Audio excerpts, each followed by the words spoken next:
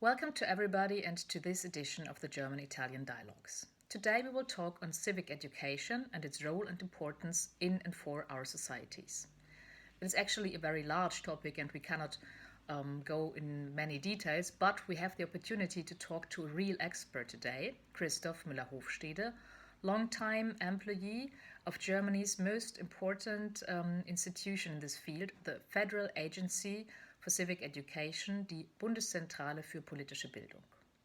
The declared mission of the agency is strengthening democracy and fostering a civil society. And being a German institution, its activities lay, of course, a focus on Germany, but not only. Actually, Christoph is a coordinator of one of the agency's program, the so-called Networking European Citizen Education, short NECE. And of course, we will learn something about this program today. And yes, about civic education in Germany and in Europe. And welcome to Christoph. Hello. Warm welcome to this German-Italian dialogue. Today we will talk and focus on civic education.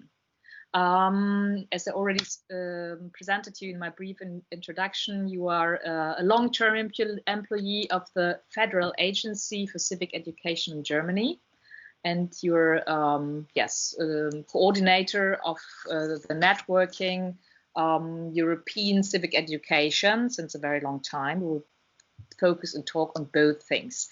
Maybe introducing, it would be great if you could tell us a little bit about the history, mission, and the activities of the Federal Agency of Civic Education, as this institution is really a unique institution worldwide. Please. Okay, thanks, Karoline, for this kind introduction and also for having me in your program. It's a pleasure and an honor to be with you today.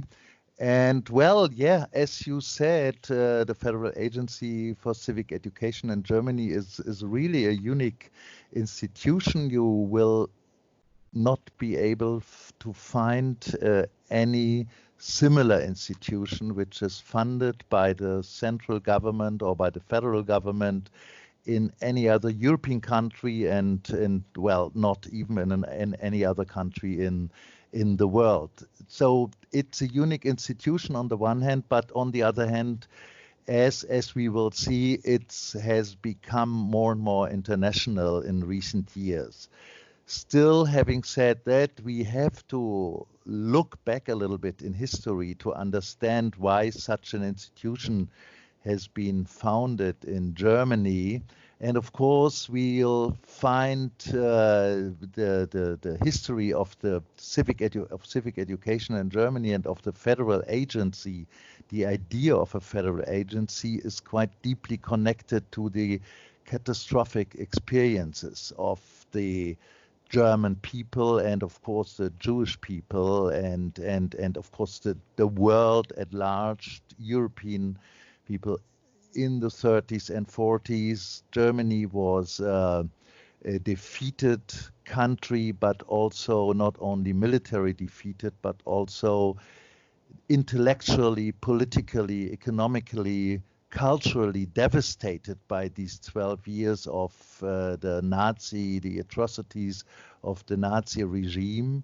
And the reconstruction of Germany in the late 40s, early 50s was, as you know, followed the fault lines of the Cold War. After 46, 47, we basically had this direction of travel of Germany becoming two states, and the West German government, after having experienced the ideas of re-education coming from the British and American forces, which started in the late 40s in order to win over the hearts and minds of the German people for democracy, these forces started quite an enormous program of re-education or political education, if you like, already in the late 40s. And after the founding of the Federal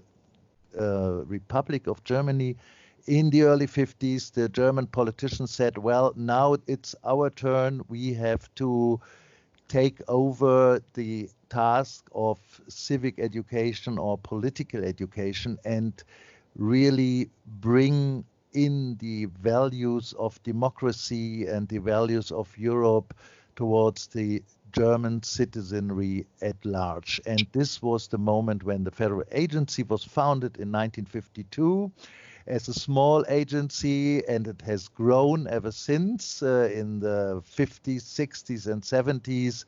And now it has become, of course, after reunification of Germany, one of the largest and the biggest agency of civic education in Europe, with more than 300 employees, quite a sizable budget of more than 50 million euros, and of course a lot of tasks and a lot of international contacts, which we will talk about a little bit later in this program.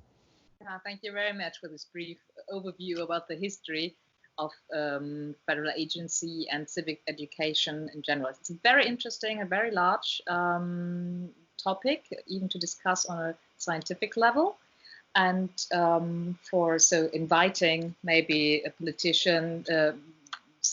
politicians and historians to go deeper even in this comparative perspective. Very interesting. Your last point was already opening the dimension to this internationalization and the European perspective of the work of the federal agency. You are within the team of this networking European citizen education since the very beginning in 2004, when the first conference was held. I'm very curious, maybe you can tell us a little bit about this initiative, how it was starting, what was the aims, the perspective, and what is happening since then with the various programs, partners, and activities you're doing. Mm-hmm. Yes, thank you. So again, NICE, as we call it, it's Networking European Citizenship Education, as you said, was founded as a platform, as not as an institution or a formal organization back in 2004, when the idea of Europe growing together and the need of Europe to form not only an economic union but also a political union was more and more popular, not only among politicians but also, of course, among citizenship educators in Germany and neighboring countries. And the more the consciousness grew that problems which we dealt with, be it on the economic side, be it in the cultural world, be it in the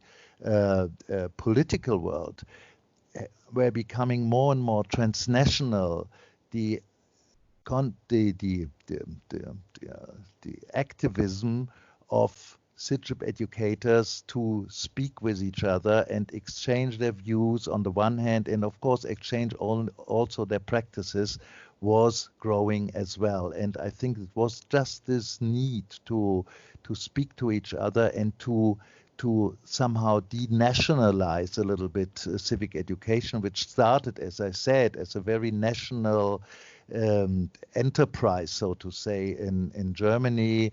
And of course, civic education in general in other countries as well was more or less defined by the need to form a national citizen. And as we, of course, look back to the history of Europe, we will find that the development of the European Union simply required the consciousness of a European citizen as well. And this was the basic drive, so to say, the basic reason why NICE was founded as a small network, as a platform, which was in a way unique because it was not a big bureaucratic apparatus, not a transnational institution with an office in Brussels, so it was not part of the Brussels bubble, but it was a loose platform which was very open for cooperation, for impulses from other countries. And Over the years, NISI has grown to a remarkable network. Now we have more than 9 countries assembled in the NISI Partner Committee, and we have an international advisory board which is comprised of intellectuals, of activists, of people working on the one hand in Norway, but on the other hand, of course, in Paris and other European countries. And so it's really a unique and very valuable experience actually to have that international platform for, on the one hand, for exchanging, let's say, the political assessment of the developments in Europe on the one hand, but also really to have a network of practitioners and let teachers, let's say from Luxembourg, speak to teachers in Scotland and have students of political science exchange their views with young people in Belgium, in Italy, and other countries. And beyond that, to cut that short here, we have sister networks, not only inside the European Union, but also outside the European Union. We have a sister network called NACI, North African Civic Education, with people from Egypt, Lebanon, Tunisia and other countries. We have a small network of African civic educators, and we have a network of East European civic educators. So you can see NISI has become almost a global network, and we strive really to include that global perspective in our work. Yeah, which is becoming more and more important. Thank you very much. I appreciate a lot this this network, the work that you're doing. And I think it is, yes, it is necessary that we come closer together and work together in these perspectives.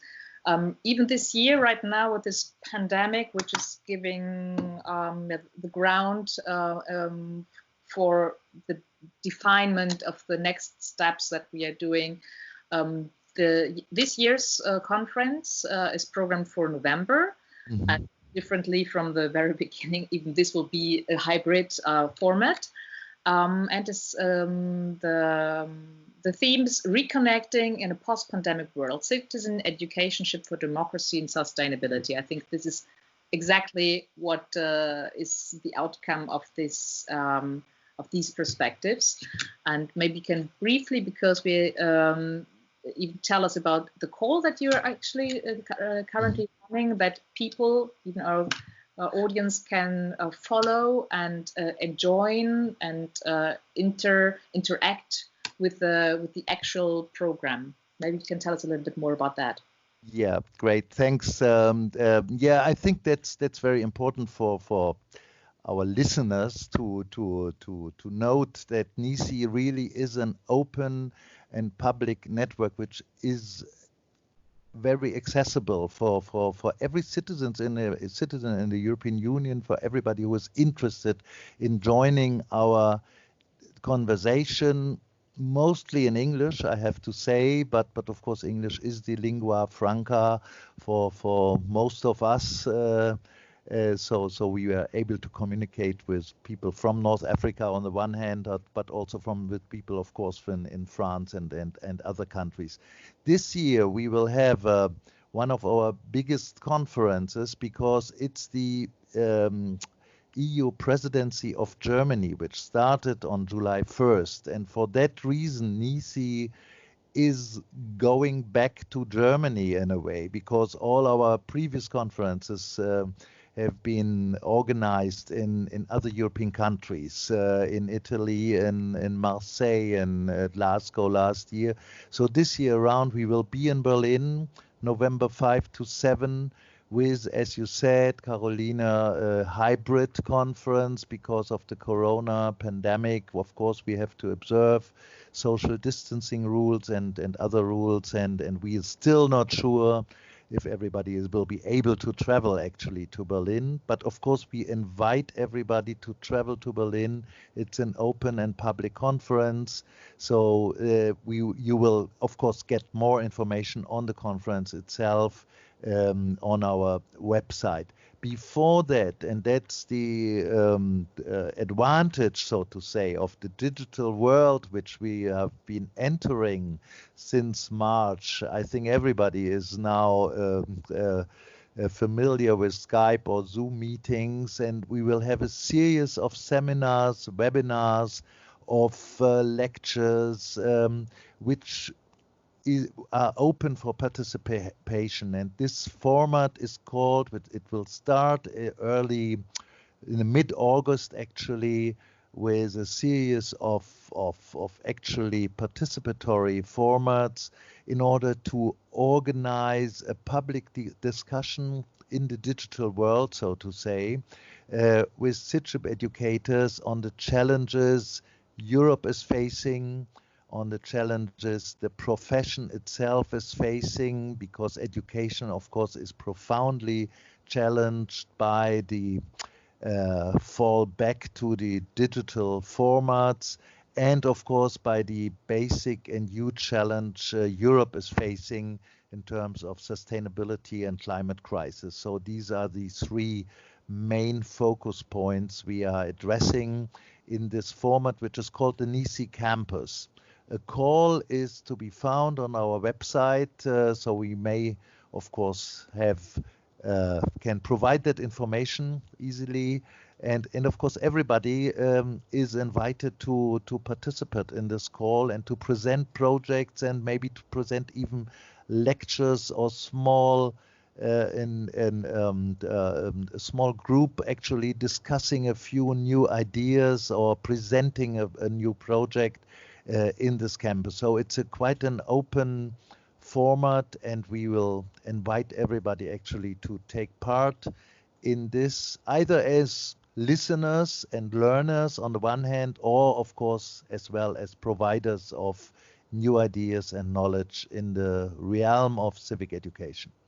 Yeah, thank you very much. We will for sure, closing this little video, even show the internet site for further information to our audience. Christoph, one last question, because I will profit from your long-term experience in the field of civic education. You mentioned right now we have currently the EU presidency. We have before us another decade, and the final, and we will finally then come to the closing date of the Agenda 2030.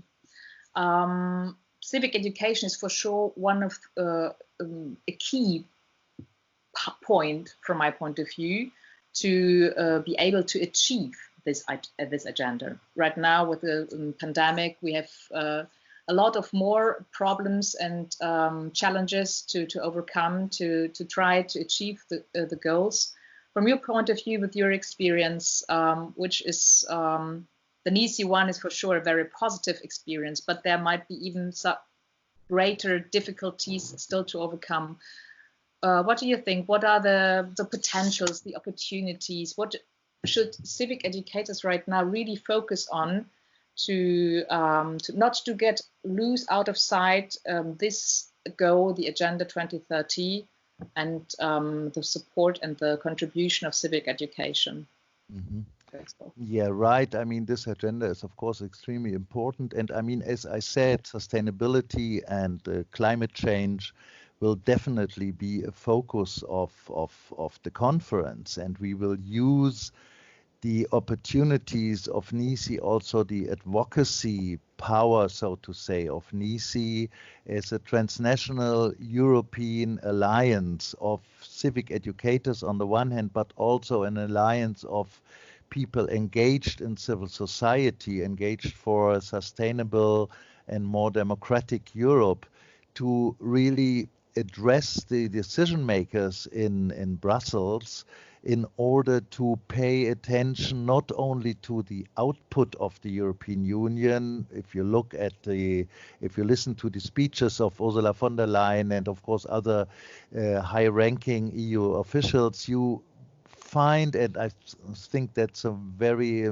interesting point, that most of the attention is really focused, understandably, on the output of the European Union. What can the European Union provide from the top to the broader public, so to say. And we claim that it's more and more important for the European Union to really include citizens in their work and to enhance citizens' participation. And there is no better way to do that by organizing and focusing on education and civic education. And we want to bring home this point during the conference and during the campus as well. And we really hope that our new effort here will somehow be listened to and will be paid attention to by decision makers in Brussels and of course in Berlin as well. That's why we are in Berlin in November, and would be lovely to have many people actually to join our activity. Thank you, Christoph, very much. I think this is NISI especially is a very encouraging and a good example that how we can as a society contribute in this direction that you described right now. I wish you all the best for this work. There's a lot of work still to do right now, facing November, coming closer to November, and of course even continuing, because NISI, the program, will continue. It has grown over the years. I wish to you that it will grow larger and larger, and that we will join more and more, that you can join more and more partners and getting people involved. And yes, thank you very much for these interesting insights, Christoph. I wish you all the best, and yeah, talk to you soon and see you in Berlin. Okay, so thank you so much again, Karoline, for this talk, and please stay tuned to NISI. Join NISI.